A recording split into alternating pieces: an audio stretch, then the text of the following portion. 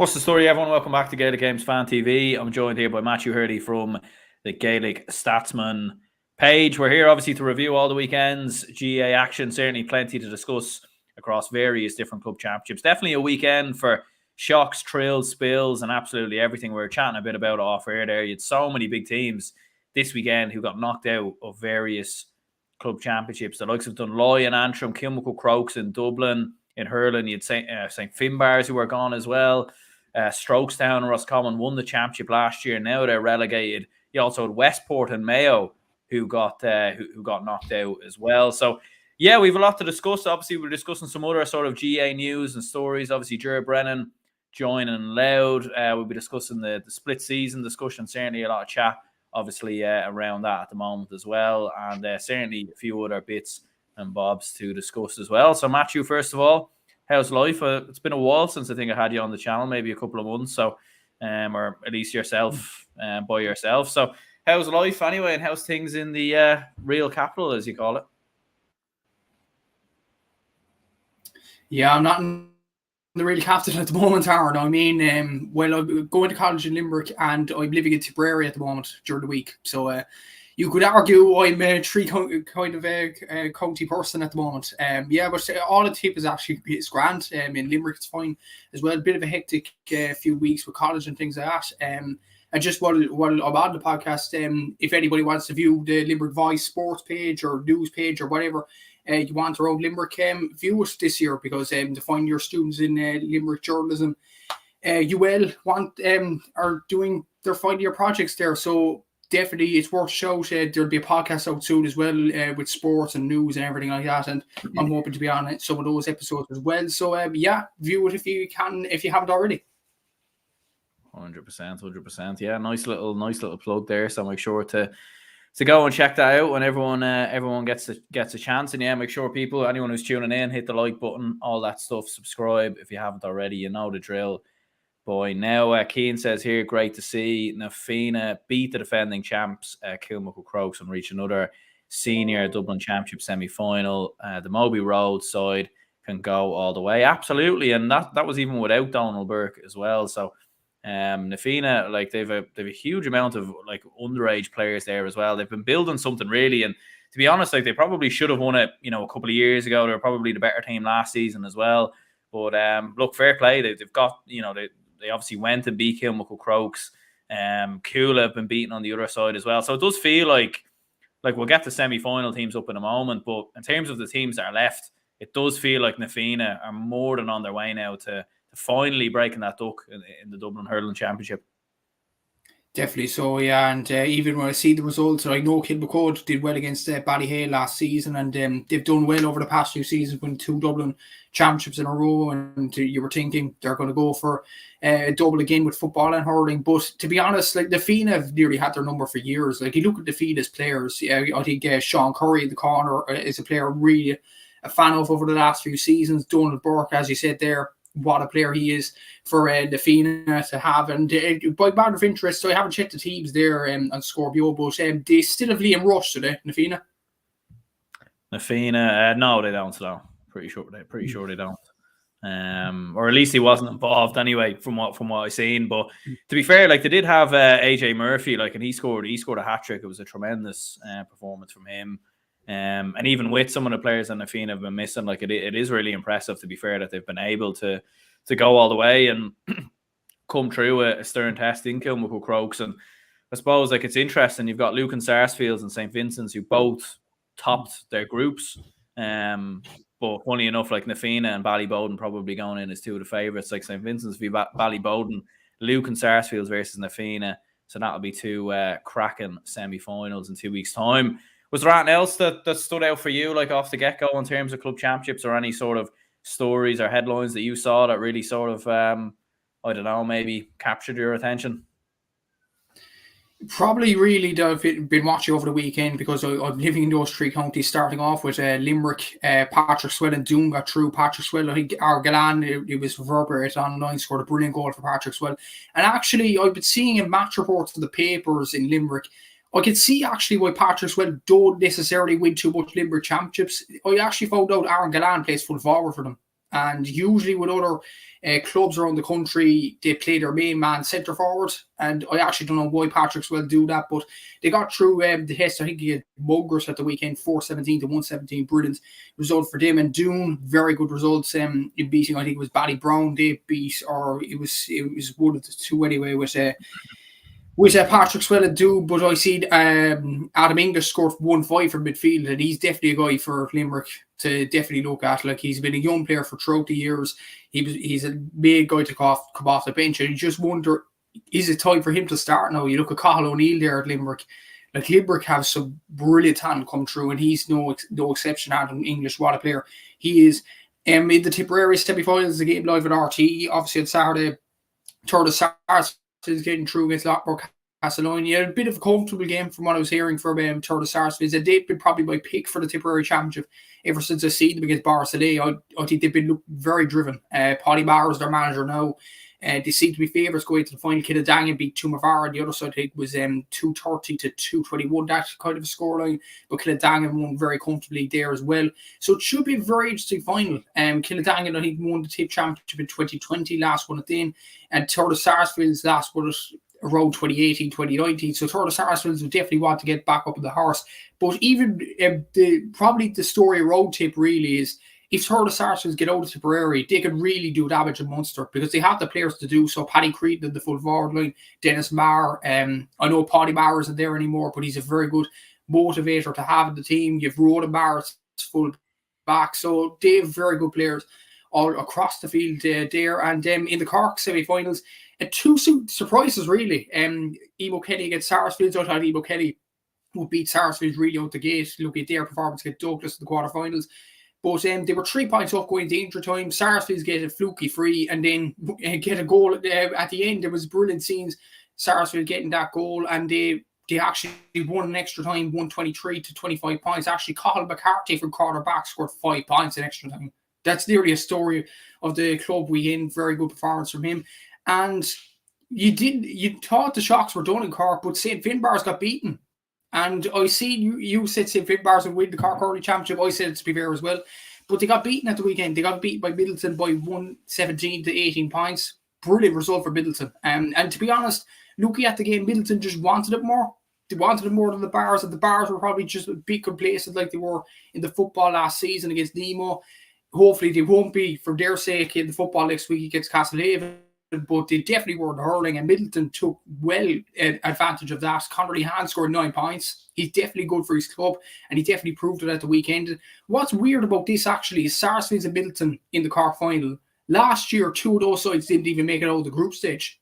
So the Cork Championships definitely put off a surprise there in finalists. And then did across the country. I was seeing results of the Donegal Championship. I seen Sean McCuddles beat Glens Willie. Brilliant point by Oisin Gallen if you haven't seen it already on social media. Like, he was near the sideline and he points us in treacherous conditions. What a player he is. And he's probably had one of the best years in a Donegal shirt. Many Donegal players haven't had a good year, but he definitely has very good performance from him. Errol Kieran won in Tyrone again, and you'd probably have to fancy him to win the Tyrone Championship. We've seen Gowan won in Cavan. Obviously, Strokes Town, you mentioned there, Roscommon. I didn't actually know that before we were going on air, getting relegated. Like, that's mad. Like, they won the Roscommon Championship last season, and to go down like they did, it's absolutely shocking, really.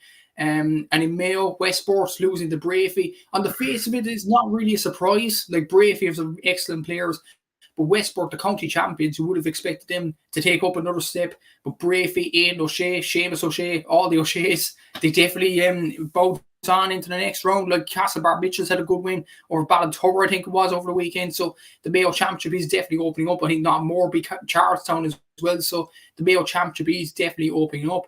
And the biggest story, actually, the biggest shock I found was actually the Laois Championship. Port Arlington got beaten by St. Joseph in the semi-final. I think it was 112 to 10 points. And Port Arlington were going for a clean sweep in this decade. And that's gone now. Like, it's absolutely incredible. Like, they've dominated the Laois Championship over the last year or so, but now they're out of the championship. St. Joseph's win it. And what's interesting, actually, St. Joseph's come up against Portlaoise in the final, I think it is. And Portlaoise were probably the dominant force in Laois before Port Arlington. So it'll be interesting to see who wins that championship in general. And obviously, congratulations to St. Normans from Westmeath and Éire Óg from Carlow winning the county championships there. And one more thing as well, the Clare Championship in football. Very interesting over the weekend. Éire Óg actually lost their crown. They were going for 3 in a row. They lost their crown on penalty shootouts against Cratloe at the weekend. It was 1-17 apiece after extra time. And Cratloe won 4-2 on penalties, I think it was. It was a brilliant win for them. And St. Brecken's beating Miltown Malbay in the semi-final by 112 to 14 points. I hear Joe McGann had a very good performance in that game. So St. Brecken's against Cratloe in the final, definitely a novel pairing in the final. And one of those will go on into the Munster Championship. So a lot of club stories happening over the weekend. It's kind of hard to keep up with it all, really. I know you're in Dublin, I'm in Cork, Limerick, Tipperary, but it is very, very hard to keep up with it all. And it's great that we're having this kind of action in the GAA, and we'll talk about the split season in a sec, but I think this just proves there is as much drama in the club game as there is in the county game. Absolutely, yeah. And I think when you're seeing teams get relegated who were champions last season, or you're seeing champions get knocked out, or you're seeing favourites in championships get knocked out in semi-finals, I think it really does, it adds to the entertainment value. Like you're talking there about Port Arlington, I think most people would have them nailed on to come through Laois, especially from an outsider. Now, people within the county maybe would have a different opinion. In fairness, a few comments to run through. Keane says here, Liam Rush is still on the Nafina panel. He was a sub yesterday and came on during the game. Yeah, I think he did come on for Conor McHugh, but I think he's not a regular starter, though, to be fair. But he definitely did make an appearance all right. Hurling1234 says Matthew Finbars, very unlucky in Cork. Goal chances haunted them. Their midfield of Buckley and Toomey got 6 to 7 between them. Lahan, good for Middleton. And he also says SARS to win it. So, SARS maybe to win it. I mean, I was chatting to someone in the pub not too long ago who said SARS would win it as well. So I don't know if that's something to go by, but yeah, they seem to be one of the front runners anyway. That's the thing, yeah. It's actually funny because I have family members from SARS and I've shouted for SARS since I was a young boy, really. So I'd love them to win the hurling championship in Cork, but I'd have just the feeling Middleton have some excellent players. But I've said this about SARS in the semi-final against Emo Kelly. I thought Emo Kelly, after beating Douglas, would absolutely wipe SARS with the players that they have. Kieran Joyce, Mike Kelly, all them sorts of players, Seamus Harvey. But SARS seemed to have a backbone this year. Durbin the Rock O'Sullivan, remember him from the Cork backroom team, a legend in fullbacks for Cork. He's in the backroom team now for SARS, and he's definitely instilled a bit of strength into them. He definitely has. SARS would have been kind of wimps over the last few years, not getting as far as they can in the county championship with the players that they have: Jack O'Connor, Aaron Myers, Daniel Carney, all them players. But Dermot O'Sullivan has definitely put a bit of backbone into them. And you could definitely see it from yesterday. They were 3 points down going into the last minute, and they got that goal at the end, and I didn't expect it at all. It was kind of a lucky free. I will say that. Emo Kelly were very unlucky to concede that free at the end, but SARS had to do it. They got to get the goal. They got the goal in the end. And very good performance by Cathal McCarthy at cornerback. What a showing. 5 points in extra time at cornerback. I don't think you'd ever see that in an inter-county game, and never mind a club game. It's absolutely incredible from Cathal McCarthy in general. But SARS gets Middleton. It is an interesting final. SARS last won the county championship in 2014. Middleton last won it in 2021. They beat the Glen Rovers 2 years ago. You might remember that. That was recent enough. Conor Lehan obviously had an excellent performance that day too. But SARS, it'll be a difficult game for them. But with Johnny Crowley there as manager, Dermot O'Sullivan there in the backroom team, I think SARS have every chance of winning it. The worry then is probably in the Munster Championship. The Cork clubs don't seem to be as strong, and we would have thought St. Finbars would have been stronger to come out of Cork and all that. But SARS and Middleton, they deserve to be in the final. SARS, actually, the Bars have lost to SARS and Middleton, on route to a semi-final or a final. So deservedly, you could say these are the two finalists, and well deserved in many ways. But a comment on Middleton and the Bars in general, because that was an incredible game in itself. The Bars, I thought, had wrapped up at halftime. They had so many goal chances. Jack Callahan missed a goal. I think Conor Callahan did as well. Brian Hayes did a few times, and the Bars just couldn't hit the back of the net. And then in the 61st minute of the game, Cormac Bosan gets the goal for Middleton and puts them ahead. And actually, a comment as well to Brian Saunderson, the Middleton goalkeeper. He actually got a point from play in additional time to seal the win for Middleton. What a score! If you haven't seen it already on Rebels Online, it was an incredible point in general. But two deserving finalists, Middleton and Sarr, should be an exciting game in 2 weeks' time. And the game, of course, is on Rebels Online. And no doubt Patrick Mulcahy will have some very good commentary ready for us in the next few weeks. If you haven't bought the thing already, some exciting commentary yesterday. So there'll be exciting commentary in 2 weeks' time too. Absolutely. Yeah. Daniel says here, what you think of Naomh Conaill beating Kilcar again in the Donegal Championship? Yeah, I think they scored 4 goals, I think, in total in that game. So considering, like, and when you actually look at some of the results in the Donegal Championship, like, there is a general narrative out there, and I probably would have agreed that the Donegal Championship probably has been quite boring and quite low scoring a lot. But like, we'll get some of the results up on the screen maybe in a moment, but like, there was some cracking results and some cracking scores there. Yeah, definitely. So, like, actually, Junior B Things actually tagged me on Instagram, take a screenshot of scores and everything like that, and he was saying Donegal football boring. Like, to be honest, I think every podcaster, not just me or you, have said Donegal football has been boring over the last few years. John McMahon has definitely been an advocate for that. So, John, if you're watching this, maybe you've been proved wrong this weekend by Donegal. But some excellent scorelines in general. Like that Naomh Conaill scoreline, that was incredible in its own right. To score 4 goals against a team that have Paddy McBrearty in their ranks in Kilcar. So that was an incredible win for Naomh Conaill. And just look at the Donegal scores there, and Scorpio, brilliant app, by the way, just keeping track of the games up and down the country. Guidor actually scored 5 goals against Ardath, 5-14 to 3-11. That must have been some fun game as well to watch. Naomh Conaill obviously scored 4 goals and 7 points to 8 points, so really the goals did the business there. But we mentioned Oisin Gallen for Sean McConnell's. Could they go on and win the Donegal Championship with Oisin Gallen there? I think they definitely have a very good chance. Like Naomh Conaill have over the last few seasons been up there for Donegal, but I think Sean McCullens are definitely a dark horse and could go forward to the Donegal Championship. St. Eunan's also got the other quarterfinal win, 113 to 2-4 against Rua, I think the name of the club is. So St. Eunan's probably, look at them for St. Eunan's, probably, look at the outside anyway, they'll probably favourites to win the Donegal Championship. But I have a sneaky bet to say Sean McCullens could do it. Like Oisin Gallen there, the form he's in, and beating Gainswilly the way they did on Saturday, I think they could do it. Absolutely, yeah. Like, it was some scoreline they racked up. In fairness, I'll just run through some results of the Mayo Championship maybe first of all, and then we'll just run through some other championships from up and down the country. So it was Bravery won 8, Westport 9 points, Ballina Stephenites won 11, Belmullet 4 points. So Ryan O'Donoghue won't be able to lead Belmullet there to the title. Castlebar Mitchells 210, Ballintubber 12 points, and Knockmore, who won back-to-back titles a couple of years ago, they beat Charlestown 13 points to 9. So I suppose the big story, we were chatting about it earlier, Bravery obviously beating Westport. Westport, as we know, have the likes of Lee Keegan, Fionn McDonough, who I think I've seen was sent off maybe late on in this game.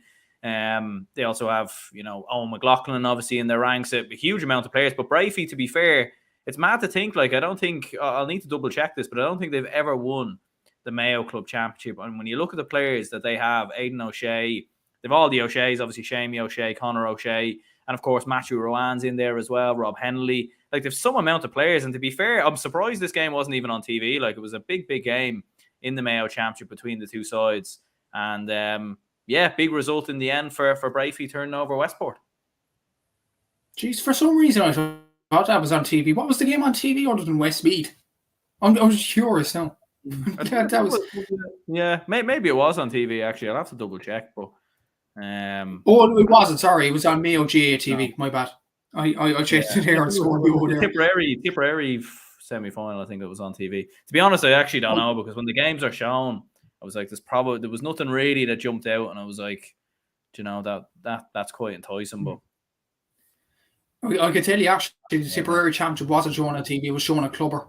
Because I've obviously friends down the road from Tipperary, and they were watching the Tipperary semi-final, Tumavara and Killadangan on Sunday. That wasn't shown live, that was on Clubber. But Turtle Sarsfields and Knockmore Castelloni was on RT on Saturday. But to Bravery, like, I look at their lineup, and you're absolutely right. Matty Ryan, Conor O'Shea, Aidan O'Shea, your man Michael Hall, I think, is centre back. Look, I'm looking at this at Scorpio now. Rob Hindley wasn't starting in this. How? Like, he's an incredible footballer, right? I don't know. There was a guy called Livingstone in goal yesterday. Could be an injury though. You never know. Maybe, yeah. Like, it's tough to know. I think O'Shea Tunney actually came on and got a point, and I've seen him on Mayo minor panels over the last few seasons, so that's another one. Like, Brafey has some excellent players coming through, and it was a brilliant win for them to get yesterday. But I've friends from Mayo that are in UL and in journalism course in UL, and I asked them always about Brafey. What is it about them? They've never won a championship. They have the O'Sheas. How come they haven't won a championship? And to be honest, the Mayo fans say to me, I don't know. I don't know how. Like, you look at Knockmore, probably they had more heart than Brafey over the last few seasons. Castlebar Mitchells when they won it. Westport last season, obviously. So Brafey need to, pluck up and get some experience or something like that. But I think it would be a fairy tale story if Aidan O'Shea got his hands on the club championship in Mayo, because he's been heckled throughout the years for Mayo, including this season. Like, the jeers he got in Croke Park against Dublin in that All-Ireland quarter-final. Imagine if he ends 2023 winning a Mayo championship. Wouldn't that be a fairy tale story? I'd love it personally. I think Aidan O'Shea has deserved all the praise he's got this season. I think he's been very, very good for Mayo. And maybe because of his league form, maybe he could have been unlucky not to get an All-Star nomination this year. Maybe. So, like, I think O'Shea has done excellent in the league this season, particularly. I think he deserves more respect than he's getting, but I think he will get the respect he deserves if he goes on and wins the Mayo Championship, which I hope he actually does. I hope Brafey go on and win it now, just because of Aidan O'Shea, the years he's had of jeering and booing and things like that. And it'd be just brilliant if Aidan O'Shea got his hands on the Mayo Championship. Absolutely, yeah. Like, and as you said, like with the players that they have available to them, it has been kind of incredible that they haven't been able to get over the line. There are some other good teams in there as well, though, like Castlebar Mitchells, their strong side.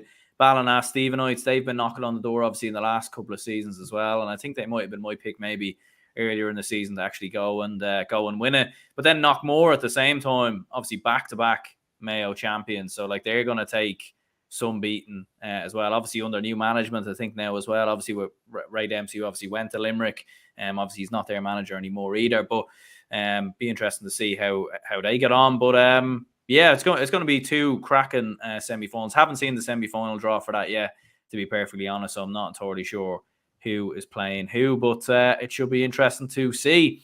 You were talking about the Westmeath final there with St. Lomans, 9 points. Coralstown, Kinnegad, 7 points. So St. Lomans, when you look at it on paper, like, they probably do have the best, team in Westmeath on paper. When you look at it, the likes of Ronan O'Toole, John Heslin, obviously in there as well. And obviously last year, as we know, it was the Downs who sort of upset the odds ever so slightly by beating St. Lomans. But to be fair, St. Lomans, like, by the looks of it, I didn't see the game now personally, but quite low score and probably not the most entertaining game in the world. Obviously, conditions were tough up and down the country at times at the weekend. But when you look at that St. Lomans side, they're going to be a strong team in Leinster when you look at what they have on paper. Definitely so. Like, I look at this team, like, you look at Ronan O'Toole, Sam McCartan, I think his brother's the quarter forward, number 13, John Heslin in midfield, like Jason Daly in goal. Like, that's nearly an inter-county team. That's Westmeath stars in that team. So I definitely fancy them to maybe go on a run in Leinster when you look at the players that they have. I've said previously in Leinster, I think the winners of the Leinster Championship will be between whoever wins in Dublin, Naas, Ratoath and St. Lomans. I think one of them four, you'd be safe. That'd be a safe bet to go on and win the Leinster Championship. Like St. Lomans, I look at the talent that they have. Like Ronan O'Toole didn't even score yesterday and they still won. That tells you the talent that they have at their disposal. John Hazel scored 4 points yesterday. Brilliant performance from him. I think Shane Dempsey, another player, scored a point yesterday. I think he's another inter-county player for Westmeath. Correct me if I'm wrong. No, so they have some excellent players. Really, really good players, and I definitely fancy them to go on a run of the Leinster Championship. Will they win it? I think Kilmacold are definitely too good. They're a very, very good side, and the fact they went out of the hurling might get their attention on the football more focused in a way. You look at Ratoath and Naas, obviously they're excellent side, so it will be tough for St. Lomans. But with the players that they have, they could go on a run in Leinster easily, and they might be the underdogs to maybe right off at your peril, because you look at the players that they have. As I say, like Sam McCartan's playing at centre forward, Ron O'Toole's at full forward, John Hazel's in midfield. That's the spine of the team. And they could definitely go far in the Leinster Championship. And even if they get a good draw, maybe even the Leinster final. Who knows? Who knows? Keane says St. Mary's v Mohill is the Leitrim Championship Senior Football Final this year, taking place this Sunday. Promises to be a cracker. And it's definitely a few times that those two sides have definitely played each other a good few times over the last few years, haven't they? And I know Keith Byrne is obviously there with Mohill. And when you look at Mohill's side, like they've a lot of very good players, a lot of senior players from the Leitrim panel within their team. So it'd be great to see them get over the line. In fairness, Porrick says St. Lomans, ever so average, now on their 7th chance to win Leinster. No chance. And Jack says good team, Lomans. All right. So, yeah, look, I mean, to be fair, you would expect the Dublin champions to probably come through Leinster, and especially if it is Kilmacud Crokes, which I've tipped that it won't be. I still think Ballybowden will do them over in the final, but we'll obviously have to wait and see if that is what comes around. In fairness, just looking at the Tyrone Championship and some results there. So Errigal Kieran beat Moortown 2-8 to 6 points. Dungannon Clarks with a good win versus Dromore 2-12 to Dromore's 3-8. Ardbow beat Coal Island 1-14 to 11 points, and Tralee beat Eden Dork 14 points to 110. Interesting enough, as we very well know, the Tyrone Championship has had 10 different winners in the last 10 years. And I think if Ardbow were to go and win it, I think it would make it 11 different winners in 11 years. So maybe they're the team to bet on, you know, because there seems to be always shocks and teams that come out of nowhere in Tyrone. So maybe you'd go with them. But to be fair, Errigal Kieran are probably rightly the favourites there. Yeah, exactly. So, like, even I'm just looking at the team and score below that Errigal Kieran have. Again, like St. Lomans, it's nearly an inter-county side. You look at Dark Canavan at full forward, Rory Canavan there at corner, you have Thomas Canavan at centre forward, Peter Hart and Joe Goose is their midfield. And they've been stars of the Tyrone. Like, Peter Hart's been an experienced campaigner. Joe Goose has been an upcoming player that I'm a real fan of in the Tyrone County team over the last 2 seasons. And to add more for the Tyrone opponents, Ben McDonnell is wing back and he usually plays midfield. Like, that's an incredible player to have. You have Cormac Quinn at centre back. You have Aidan McCrory at full back. Like I mean, that's nearly an inter-county team again. Like Errigal Kieran, you have to fancy them to win Tyrone, barring some absolute miracle. Like Trillick, in fairness to Trillick, I think they've done really, really well. I've been really impressed with them, considering Matty Donnelly has been out of the championship through injury. To get as far as the semi-final for them, I think it's a brilliant run that they're having at the moment. Ardbow, they'll be the underdogs, definitely so. And Dungannon, Thomas Clarks, definitely, I'd say watch them at your peril, because they won it in 2020 out of the blue. And it'll be interesting, actually. I think in the semi-final in 2020, they faced Errigal Kieran. I don't know the draw now, but if Errigal Kieran are to face Dungannon, that'll be interesting again, because I actually remember watching that game and I thought Errigal Kieran are surely going to win this game. They scored 2 goals, I think, in that game, but Dungannon found some way to put it out of the fire. So it'd be interesting to see if those two are to meet in a Tyrone semi-final. But looking at all the teams, I think Errigal Kieran are rightly the front runners when you look at the players that they have. Absolutely. And seeing Rory Canavan got on the score sheet in that game as well with a goal. So big result for Errigal Kieran, and even Dungannon as well. Like, I was looking on score BO, like Paul Donaghy there with 1-9. As we know, like, he was, I suppose, on the scene for Tyrone a couple of seasons back, but then obviously opted out. So, like, it goes to show, like, when you have players like that Tyrone could and probably should get into their panel next season. But Dungannon definitely, as people were saying in the comments there, could very well be potential dark horses maybe to go and win it. We remember they won it a couple of years ago. I think it was the first time they won it in 70 years or something like that, wasn't it? In 2020.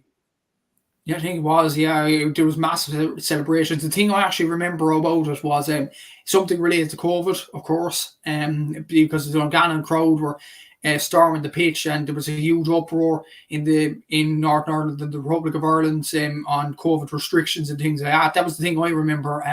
There was a few clubs actually caught. Dungannon were one of them. That's the one thing I remember out of that. But also because of footballing reasons, I remember Paul Donaghy excellent showing that season championship. I just looked there as well, 1-9.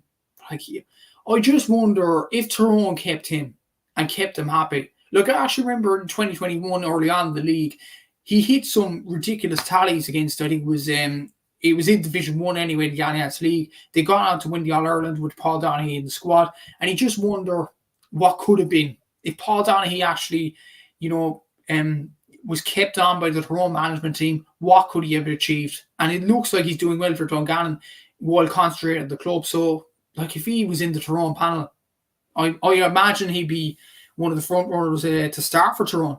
When you look at Matty Donnelly, could go off next season. So, look, he'd be definitely one to watch for Brian Dewar and Fergal Logan if they are to keep their jobs next season.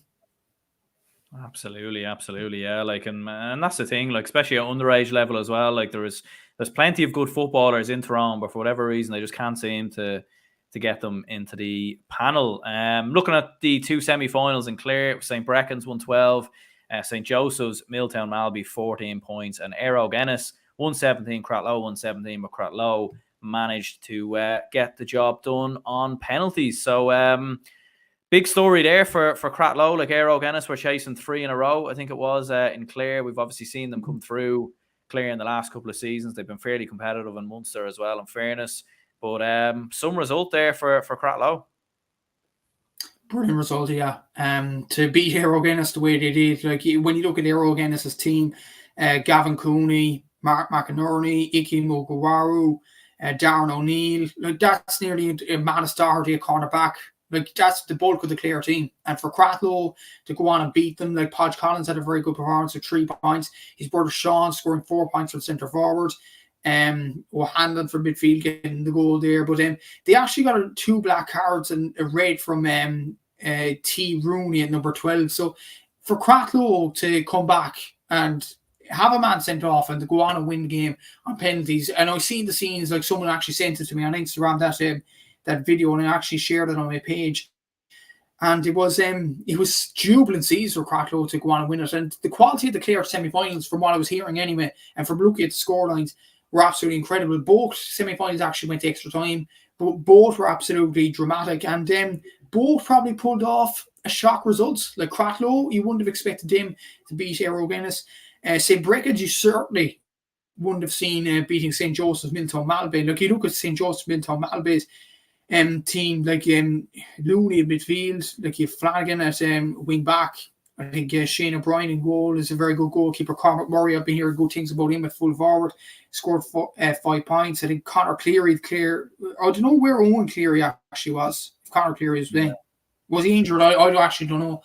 To be honest with you, I'm sure he did play for Milltown Malby, didn't he? Owen Cleary. Yeah, no, he does, but he doesn't seem to be on the team here. So. Yeah, he definitely does play for them, all right. But yeah, I don't know. Yeah, could be an injury or something else, maybe potentially going on there. But yeah, two absolutely cracking games there, and yeah, it's gonna be certainly some story for whoever does come through the Clare Football Championship in general. We've 13 people in the stream at the moment. If you could all hit the like button, that'd be much appreciated, and subscribe if you haven't already. Looking at the Down Championship, Aidan was saying here, Burn v Kilcue in the Down Senior Football Championship, the 2 best teams in Down meet in the final. It was Kilcue 215, Clonduff 1-7, Jerome Johnston getting 1-3, Noel Kane on the score sheet as well. And then Burn, who, let's not forget, actually have a good chunk of the Down under-20 squad. Like the likes of Liam Kerr is in there. You've got Oren Murdoch in around midfield, Donald O'Hare. Like, if some team that Burren actually have, Roy McGill, a cornerback, I recognise him as well from the downside. So they beat Glenn John Martins 2-12 to 8 points. So big result for them. So look, I mean, Burren v Kilcue, like, to be honest, I probably fancy Burren. Like, when you look at the players, they do have a very young team. That's the only thing.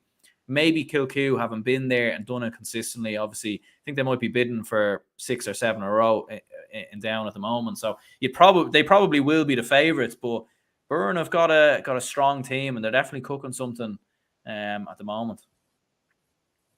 Look at the players on both sides. It's almost like the El Clasico Down. And you talk about the El Clasico Derry over the last few weeks. with Slot Neal and Watty Graham's game. This is almost an exact replica, because you look at Burns' team. I know they haven't won too much down silverware over the last few seasons, but you look at their team on paper, like you've mentioned Liam Kerr there. Donal O'Hare has been a player that has done very well for Down in the past, and he's there in that team. You look at Danny McGill, I think he scored 4 goals or something in the Tailteann Cup. He's at number 12. Or Murdoch at number 8. Peter Fagan, another name I recognise there as a wing back. Paddy Burns, he's probably the Armagh Paddy Burns I'm thinking of, but you've McAvoy, cornerback, you've Ryan McGill. Like, you have excellent players there. Really, really good players. Rory Cunningham, actually, I recognise him from the under 20s for Down at number 11. I might be wrong now, but like, they have an excellent spine of the team, and definitely they can go far in the Down final. Like, it'll be an excellent game. Definitely one to tune into if it is streamed live. Hopefully it is streamed live by TGR, Aaron. I really hope it is, because this probably is the cream on top of the cake for the Down Championship. Like, Board against Kilcoo, some excellent players on show, like excellent players on either side. You probably would have the full Down panel on full show in Park Esler that evening whenever it's on. So it should be a very, very good game. I don't know, did you see the clip, actually, the semi-final fight between Clonduff and Kilcoo?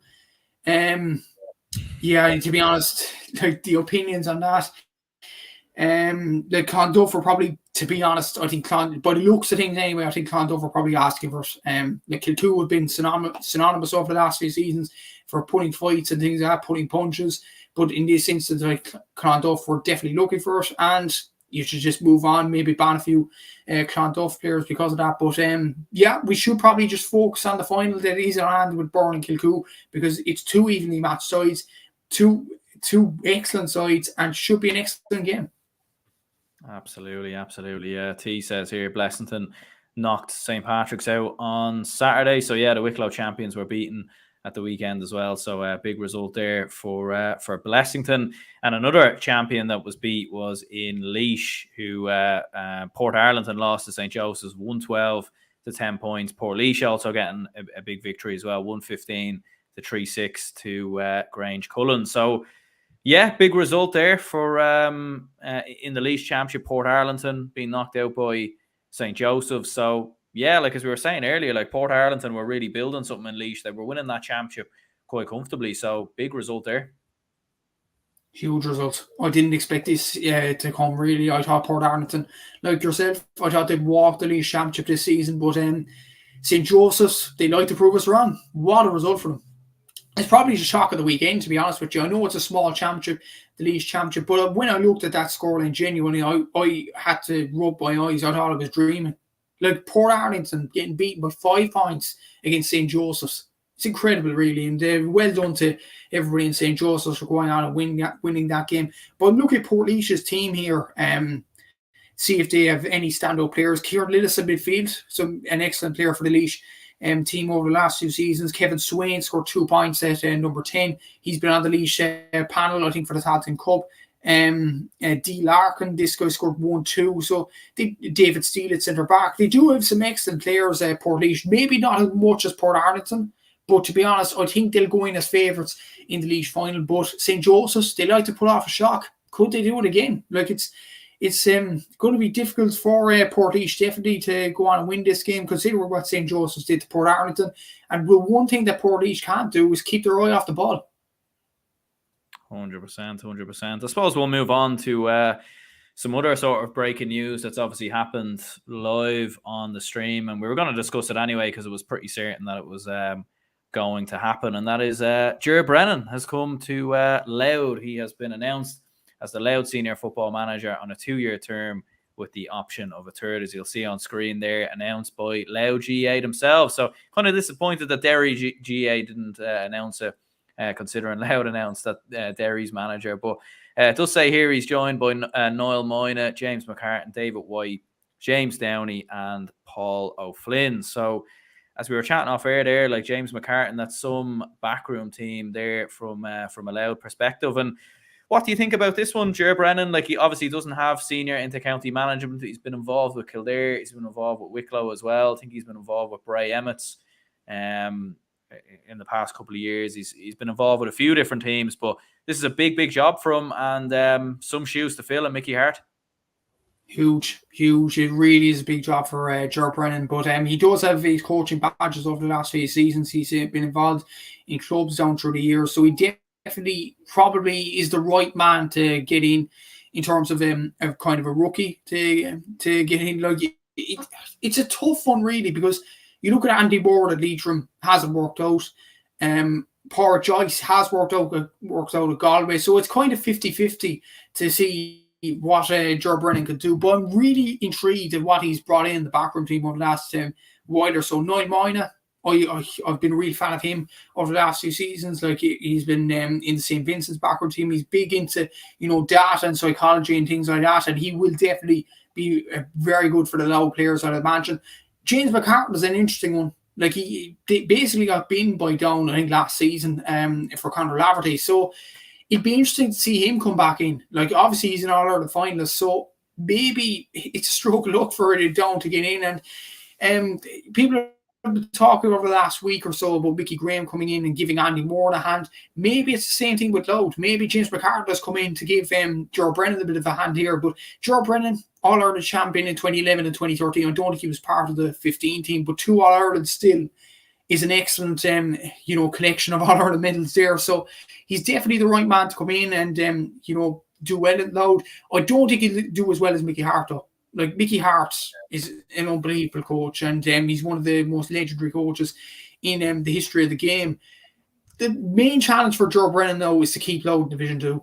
Simply. Like, it's going to be interesting, actually, because I think Fermanagh are going down.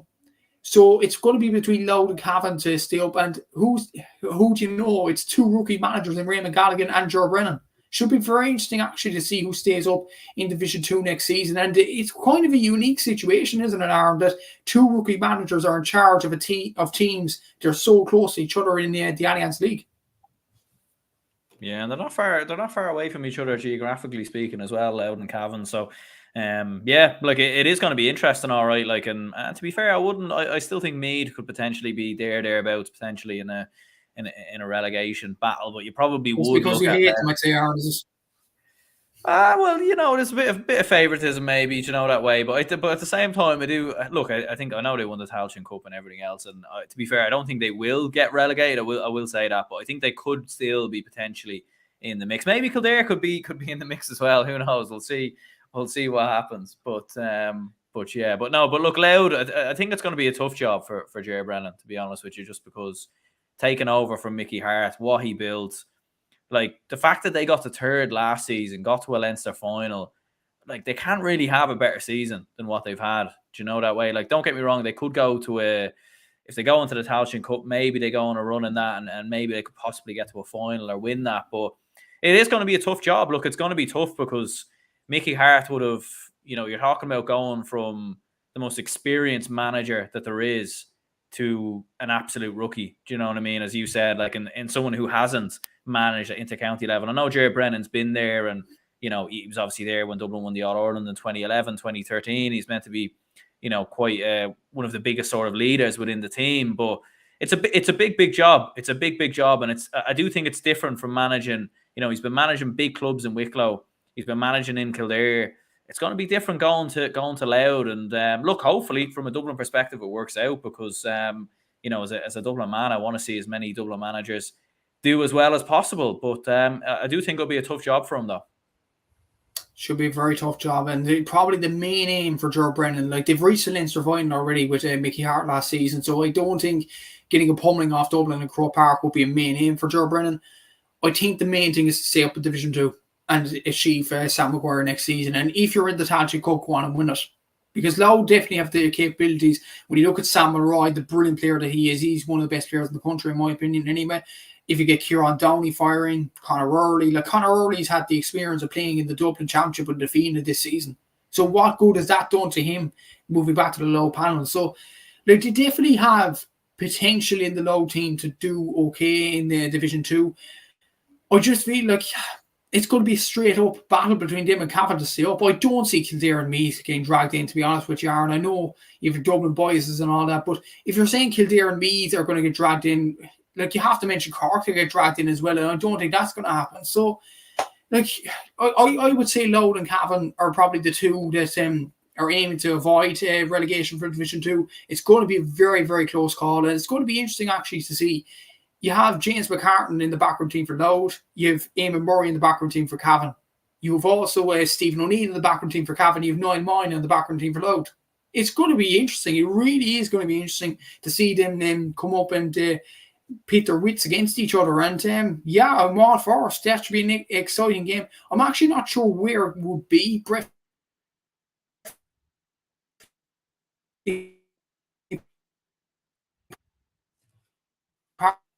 Parker RD. If it's on an RD, it'll be a good job for Ger Brennan next season. And it's going to be tough for him to keep Louth in the division next season, but it's going to be themselves and Cavan to aim to stay up in Division 2 next season. And the battle between them in Division 2 next season and home advantage is going to be absolutely key. Absolutely. Yeah, I've no idea where that game will be played. In fairness, it's been a while since Louth and Cavan played each other in the league, so yeah, it should be an interesting game, no doubt about it when that does come around, and it should be interesting to keep an eye on the Division 2 battle. And as you were saying there, like there's so many big names that have taken, backroom team jobs when you think about it. Like you've obviously, as you mentioned there, Mickey Graham obviously going to Leitrim as well. Eamon Murray in with Meath, Stephen O'Neill obviously in there as well, or Stephen O'Neill's in the background with Cavan, actually I should say. So like you've so Eamon Murray's in with Cavan as well. You've so many like big names who are coming in to counties as number twos, and then you've got younger managers as as the front. So it's going to be an interesting dynamic next season.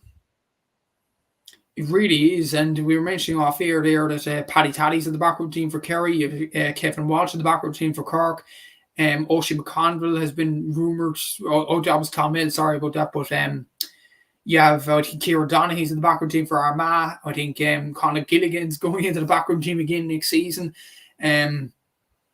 You have Stephen Rochford in at Mayo. Like you have a load of managers there that are number twos or number threes that you think they're able for number ones or they're big names. And it's absolutely incredible in its own right. It should be very interesting to see that, as you mentioned there, that dynamic in the championship next season. And I'm all for it. I'm all for some exciting number twos next season. And some exciting pairings to see in Division 2 and Division 1 in the Alliance League next season, and of course in the All-Ireland series. And there was confirmation that actually Paddy Tally's staying on at Kerry, Kevin Walsh is staying on at Cork. So I don't know, is this a new fashion, or does big managers or big coaches go and take the number 2 job and help another guy along?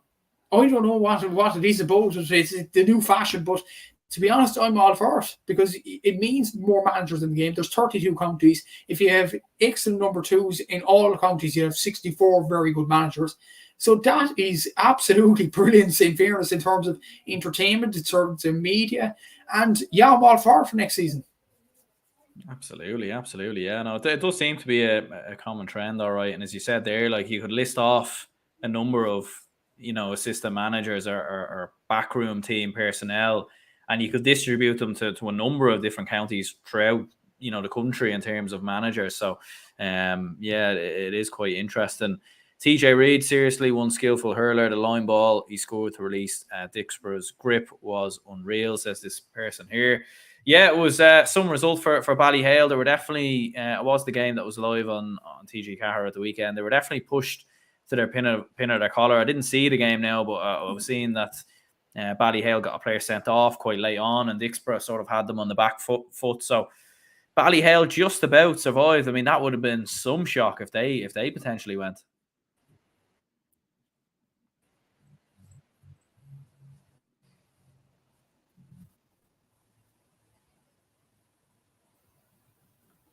Yeah, definitely so. Like, Ballyhale, like they've struggled in the championship over the last 2 weeks. Like I heard actually they got beaten by Bennett's Bridge in the group stage.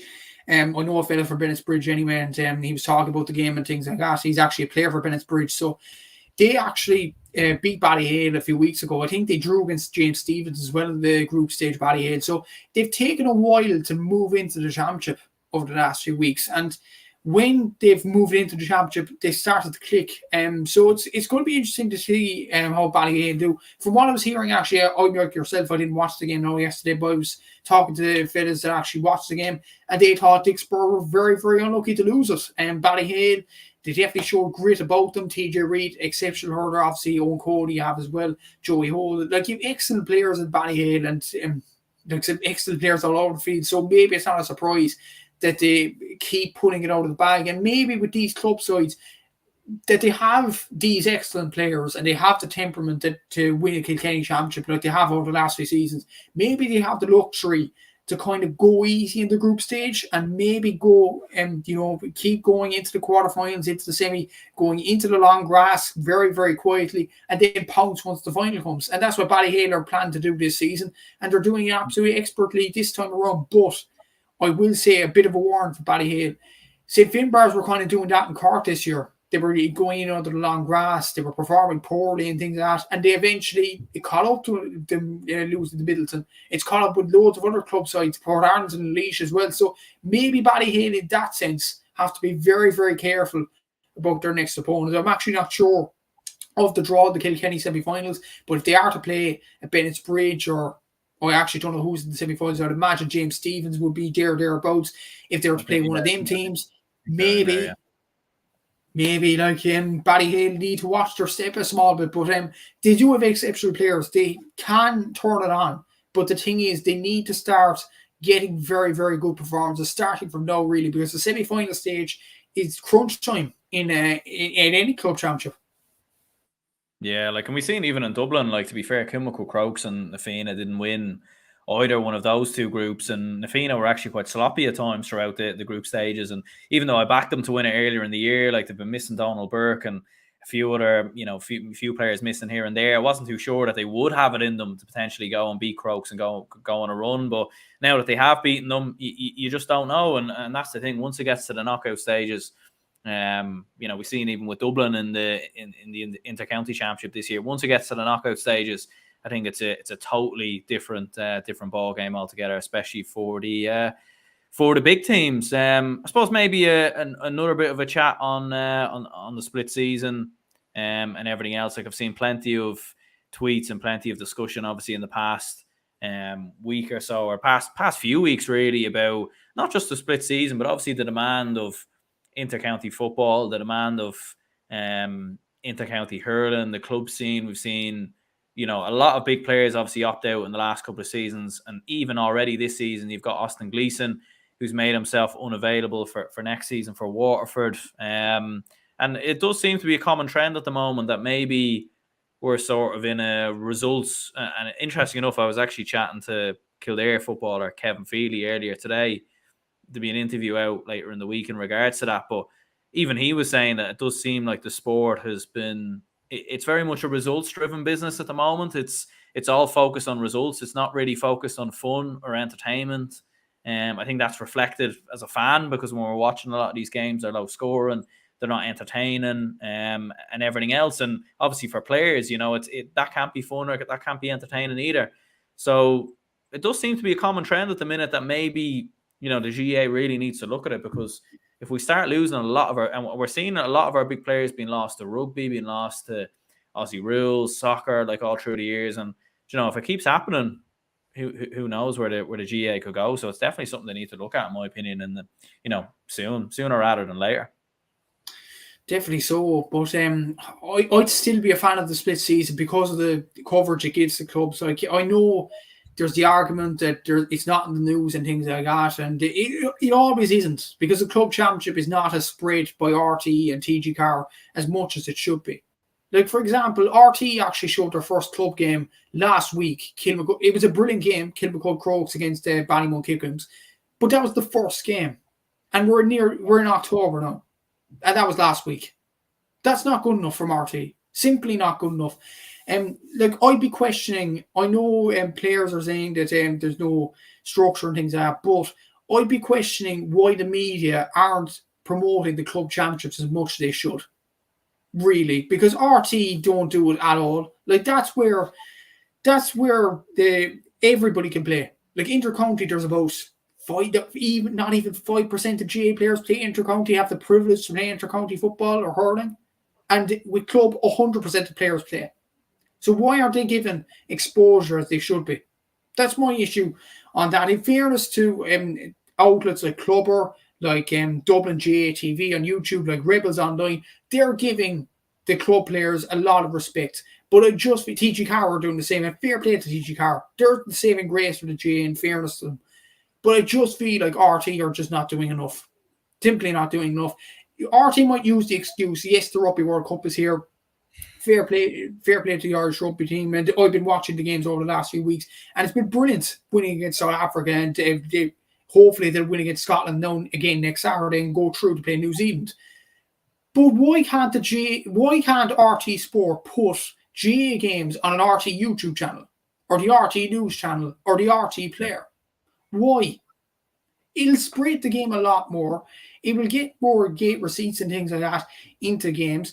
And I feel like as well, another thing that's getting them down is probably two more things actually. Number one, I think the cost to get into games now. It was mentioned on Rebels Online actually yesterday. Patrick Mulcahy mentioned that there was only 6,600 and something at the Cork semi-finals yesterday. And it was only the club fans that were there, the Middleton, St. Finbarrs, Sarsfields, Emo Kelly, whatever. There was no neutral fans to watch hidden talent in the Cork Hurling Championship. And they were saying the reason because of that is because the ticket prices have gone way up over the last few years. And that's not helping either.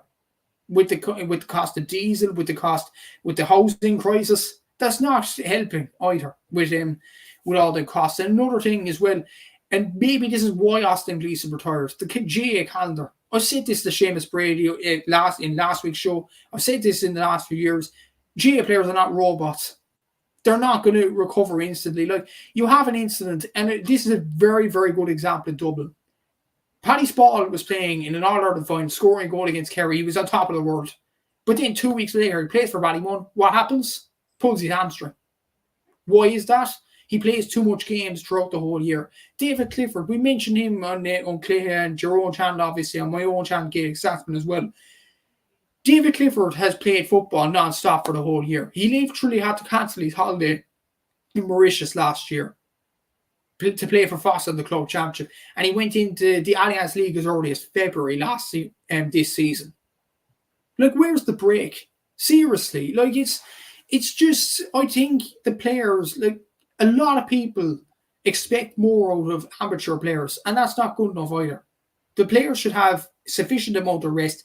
And I'd say ban the preseason competitions in January. Ban them, because they take up so much amount of time. In April, there's no rest between league and championship and inter-county game. There's no rest between club championship and the All-Ireland series between July and August. And then there's no break at Christmas either when the pitches are getting more crappy. And another thing, I know some football games are unwatchable, and a lot of Kevin Feedy actually mentioned that maybe it's a results business and things like that, if that's what he was saying. But you have to take into account as well the weather over the last few weeks. It's been dreadful. Like, a few county championships have been literally played in horrific conditions. Like, I was at a game last week with Clonakilty and Nemo Rangers. The game was on Bandon. The pitch was actually waterlogged. There was puddles in the corners of the pitch, and it was unsafe for players. And imagine going out of a club championship because of one slip, one handling error, because of weather conditions, not in the player's control. I mean, that's wrong as well. Simply, it's wrong. Nemo won the game fairly and squarely, thank God, 5 points to 4. But what if a Nemo player slipped on the surface and a Clon player got a goal? Nemo would be out of the championship because of things out of their control. That's not good enough either. You look at the Offaly final last week, it was played in horrific conditions. Like, with the manager wearing boots on the sideline. Like, I mean, it's kind of a joke at the same time. But, look, you have to imagine, where are the main pitches in all this? You could use the Connacht Dome in Connacht. You could use the Parky Keefe 4G pitch or the Parky Keefe pitch. You could use Croke Park. You could use all them pitches because they'd be in pristine condition. So why are county boards persisting in torrential rain and horrific conditions to play in club grounds when the pitches are not high standard either? And players could easily get injured as well. They could like you get a lot of injuries in the rain as well and muddy pitches. So I think there's a lot of issues with the club game. I think the split season is probably the right thing to do. The GA do mean well. I do think it needs to be promoted better though by RT specifically. And I do think the players need a lot more rest in the GA calendar throughout the year. Like that, i.e. ban the pre-season competitions in January. I want rid of them. Because they've no purpose whatsoever. You look at the O'Byrne Cup this season. Half the teams were going out of the competition because they didn't want to play it. Like the teams, if the teams aren't taking it seriously, what's the point in having that competition? Seriously, and I think the GA mean well in the split season, but there's a lot of issues needed fixing to promote the club game.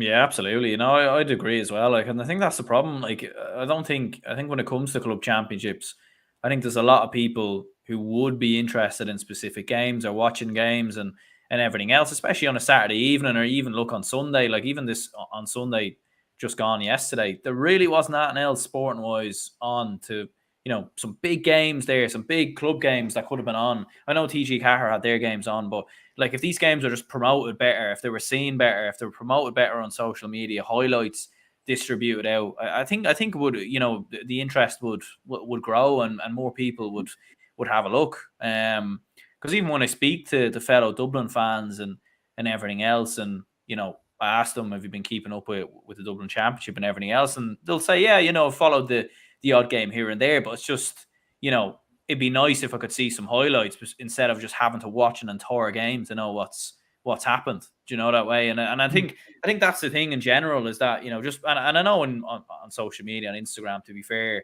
Dublin GA and other pages do put up bits and pieces and little clips here and there, and fair, that's obviously great. But yeah, just a bit more promotion would be good. And as you said with RTE, like I think, yeah, like I don't know why they don't go more with the Saturday evening game. Fair enough, the Rugby World Cup is on at the moment, but surely there's a way they could figure it out, whether it be the RT News channel streamed on YouTube or something. Because like there's plenty enough. You even look at the weekend gone, Brave v Westport. I was really surprised that game wasn't on TV. Like when I saw that fixture was announced, I was like, that game's definitely going to be on TV somewhere. And then you even look, in Tyrone and a couple of weeks in the Down Championship, the Derry Championship, Dublin semi-finals next week. But we'll see what happens. But hopefully anyway, like RT does start displaying big games because the interest is definitely there. And I think, it's important to reward these fans and these clubs with the airtime.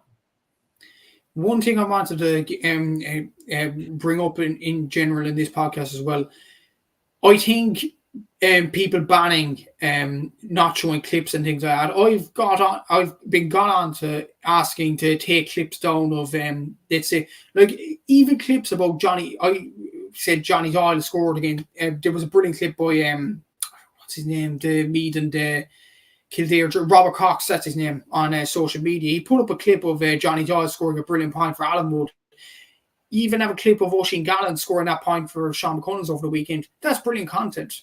But there's some outlets around the country that won't let you show these sorts of clips on social media because of copyright claims. That's not right either. What's that going to do to spread the game? Simply. That's a disgrace in its own right. I'm not sure the club are actually. I'm actually scared at this stage. I know David Clifford scored unbelievable points over the last few weeks. I would have posted them, but I'm unsure as to whether a club would actually allow me to post them clips at all. I just want to be better safe than sorry. But it shouldn't come to that, Aaron. You should be allowed to spread clips. If you credit the source, you can spread them away. But there's issues with these companies and things like that. There was one particular company last year that told me after I posted a video of a dramatic late winner, they said, take the clip down. Your credit is irrelevant. Please take it down. Like, it's ridiculous. It really is ridiculous. What's that going to do to grow the game?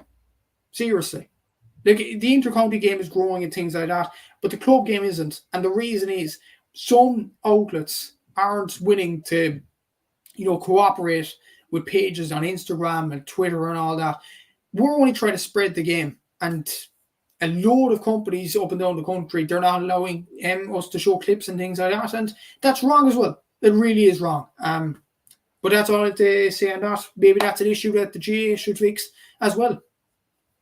Yeah, like that. To be fair, that's something I've never really understood. Like, I think if you're, if you're crediting who obviously has the clip, then I don't really see what the issue is. It's not like you've got your own sponsor, dragged all over it, or you're putting, you're claiming that it was yours, or you're claiming that you filmed it or something like that. I could understand then maybe why there would be some pushback, but yeah, I don't know. Like, it does seem to be a thing within the GA at the moment. And to be fair, I know Dublin GA, and I was speaking with Seamus Grady and everything else. They're definitely not one of them people. Like, they actually do like you when you share the clips and everything else. So at least that's good, and that's something, to be fair. But there does seem to be a common trend, definitely. Like, I've had it in the past where I've shared something and then you have someone on to you. It is strange, and it is quite annoying. And as you said before, like, I think as fans and supporters, we should be able to share things. We should be able to get things out to people. I think that is the whole point. But yeah, but there we go. Maybe taking it back to the split season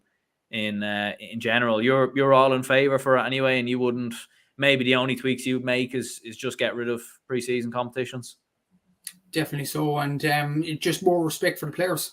I definitely have that. I just think the split season is needed in the game because 100% of players play in club, whereas 5%, not even if that, play that in inter-county. And that's my reason for it. I just think the club game deserves a lot more recognition than it does get over the last few weeks. Yeah, no, I'd agree as well. Like, I think, I think, look, from a fan point of view, it definitely is working. I think there should definitely be tweaks. I think if they could, I think the promotion really is the big thing for club championships. If we know when certain games are on, if we'll be able to see them, see the highlights and everything else, because at the end of the day, like, even when you look at the Donegal Championship, the Down Championship, these games, we're not just going to sit there and watch the full matches all the time. Like, people don't have that time. So if you could get brief highlights, brief synopsis, I think that would be great. And especially for me and you, who are obviously looking to make content on these games and discuss them and everything else, I think it would make everyone's life a lot easier. And yeah, I think preseason competitions, as you said, last year, there wasn't a purpose behind preseason competitions at all last year. There was teams not making themselves available, like Louth pulled out in certain matches. Teams were pulling out left, right, and centre. There's enough games now, really, between the league, the Tailteann Cup, the Championship, the All-Ireland Series, provincial championships. There's enough games there that teams have. And even with the league, like, I think if teams want preseason games, they should just have challenge matches. 1 or 2 challenge matches behind closed doors, and there you go. That should be how it is. And I think some teams would probably play 1 game, 2 games. I know maybe some fans would say, oh, the McKenna Cup and all this, it gets ticket sales or whatever. I think if you just had individual challenge games, they probably get ticket sales as well, as long as the public knew about it. Yeah, exactly. Maybe charity games, I think that, like the Dylan Cork Foundation or charities up and down the country, maybe have some charity game. Maybe this is actually an idea, Aaron. I don't know what you think about this. You said maybe a pre-season kind of a one-off game. The winner of the Tailteann Cup plays the winner of the Sam Maguire, almost like a UEFA Super Cup type of game. And that could be have money towards charity and things like that to help hospitals and things like that. I think that would be an excellent idea. And it would definitely promote the GA in terms of sponsorship and things like that. And I think it would be an excellent idea. I don't know what you think about that yourself. I know Dublin in this day and age would hammer Meath, but I think the money that will be generated out of that, if it goes towards hospitals or charities or whatever, I think it'd be a brilliant idea. Yeah. Jamie Donut was actually saying here, did Robbie Henley not transfer clubs to a Dublin side? That's actually right. He did, actually, to be fair. He actually transferred to Clontarf, I think it was. So yeah, apologies about that one, in fairness. But as you were saying, yeah, look, I think it's something that could work as a curtain raiser or something like that. Maybe not to, sort of take one straight out of the soccer playbook in terms of a, European Super Cup or a Community Shield. But look, if it was for charity, I think everyone would certainly be behind it. I think it would be a great occasion maybe to play the game, in a completely different stadium to where it normally is. Like, you could have Dublin Meath and Tullamore, or you could have it somewhere else, like just to kind of for fans to come and everything else. So I don't think necessarily it'd be the worst idea, in fairness. Yeah, definitely not. And even the hurling as well, to not leave that out. Maybe have Joe McDonough winners against Lee McCarthy winners or something like that. Maybe it'll just spread the game of hurling even more. Like, you could have that in general over the next few years as well. So yeah, I just think it would be a good idea to have that sort of a game. Like, I look at the Community Shield, I look at the Super Cup over in England, and look at across the globe and things like that, and even the Confederations Cup they had a few years ago between, I think, the Copa America winners, the UEFA winners, and the FIFA World Cup winners. Maybe that could be an idea of the next few years that the GA could do for charity or something like that. I think it'd be brilliant exposure for the game. I think it would maybe get a lot of gate receipts, given that it could be for charity, it could be for Daffodil Day, it could be for Mental Health Awareness Week or something like that. I think that would be an excellent idea for the GA, but who's to know? The GA probably don't listen to any of our ideas on this live stream, but you never know. Absolutely. Yeah, Gavin says here, I thought that if you edited the clips, you would it would fall under parody and under fair use, but typical GA, the name, copyright thing, and now clips. And yeah, like, that's the thing. Like, I think actually when you look at social media and you look at their rules and everything else, I think you actually, as long as you do edit the clip in some form, then you can redistribute it. But it's just, when you have these companies that are getting onto you saying they're, gonna dish out these letters and charge all this crack, you're gonna just take it down. You're not gonna take the risk, that way. Like, so, but yeah, it is a bit bizarre, in fairness. But yeah, look, I suppose I think that pretty much covers it anyway. I think we've gone into good detail in a lot of different club championships, obviously discussing Ger Brennan joining Louth, the split season discussion as well. And there'll be plenty more to discuss as well. Certainly a few other topics that we didn't have time for today that I was looking to discuss, but maybe next week we'll get onto them. So yeah, Matthew, cheers very much for coming on. Make sure to check out the GA Statsman podcast when you get a chance. Gaelic Statsman, there we go, yeah. Fall into old habits there. Do you know what I mean? I should have. We were literally just discussing it as well. Yeah, jeez, the old habits, man. Like, I nearly call Seamus play on G and things. I'm getting used to it now, but it's just such a weird change from this year, isn't it? Like, even when I'm talking about your channel outside the streets, things like that, I say, GA, no, Gaelic Games Fan TV. Sorry, it's force of habit. We have to get used to it, but yeah, it's the way it is. Absolutely. Well, look, make sure to check the channel out anyway. Hit the like button, subscribe if you haven't already. As I was saying there, I did record an interview earlier with Kildare footballer Kevin Feely. So we obviously reviewed the season for Kildare, chatted about it in more detail. And yeah, it was definitely an interesting conversation. All right, so that'll be out later in the week. So make sure to stay tuned for that. And yeah, we'll chat to you all soon.